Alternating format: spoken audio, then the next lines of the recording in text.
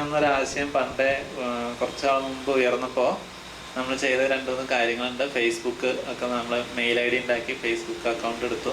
പക്ഷേ ഫേസ്ബുക്ക് അക്കൗണ്ടിൽ ഇപ്പോഴും വളരെ കുറച്ച് അംഗങ്ങളുള്ളൂ. അത് നമുക്കൊന്ന് സ്ട്രോങ് ആക്കണം. അപ്പോൾ നമ്മുടെ കൂട്ടത്തിലുള്ള എല്ലാവർക്കും ഫേസ്ബുക്ക് അക്കൗണ്ട് ഉണ്ട്. എല്ലാവരും ശ്രീനാരായണ സുഹൃസമിതി എന്ന് അടിച്ച് അതിലൊന്ന് കയറി ഫ്രണ്ട്ഷിപ്പ് ഉണ്ടാക്കിയെടുക്കണം എന്ന് അഭ്യർത്ഥിക്കുന്നു.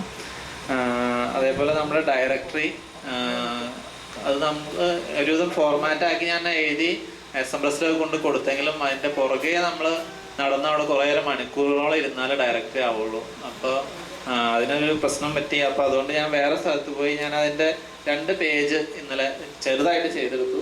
അത് പക്ഷെ അതിന് ഭയങ്കര ചിലവാണ് പറയുന്നത്. 20,000 രൂപയേക്കാൾ മുകളിൽ പോകും ചിലവ്. അപ്പോൾ നമ്മൾ ഡയറക്ടറി ഉണ്ടാക്കിയാൽ നമ്മൾ ഒരു 200 രൂപ 250 രൂപ കൊടുത്ത് വാങ്ങിക്കഴിഞ്ഞാൽ സംഭവമൊക്കെ. പക്ഷെ അതൊരു നല്ല കാര്യമായിരിക്കും. ചിലവ് ചുരുക്കി അങ്ങനെ ചെയ്യാമെന്ന് നമുക്ക് ആലോചിക്കാം.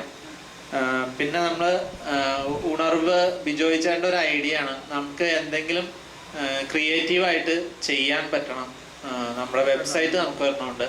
അത് ഉപയോഗിച്ച് എന്തെങ്കിലും ക്രിയേറ്റീവായിട്ട് ചെയ്യാൻ പറ്റണം എന്നൊരു ഐഡിയ ബിജോയ് ചേട്ടൻ പറഞ്ഞു. അതിൽ പറ്റിയൊരു ഐഡിയ ബിജോയ് ചേട്ടൻ പറഞ്ഞത് തന്നെയാണ്. നമുക്കൊരു പ്ലേസ്മെന്റ് സെല്ല് നമുക്ക് തുടങ്ങാവുന്നതാണ്.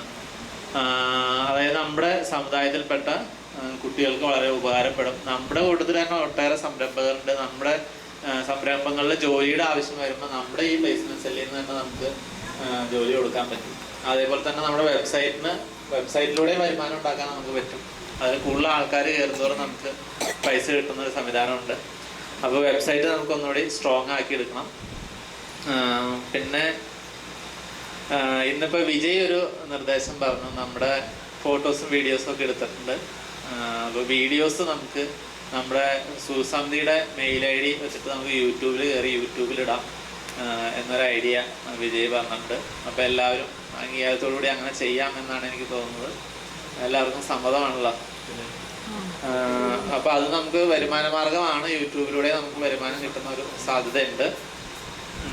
പിന്നെ നമ്മുടെ വാർഷികം എത്രയും വേഗം നമ്മളൊരു വാർഷികം നടത്തും.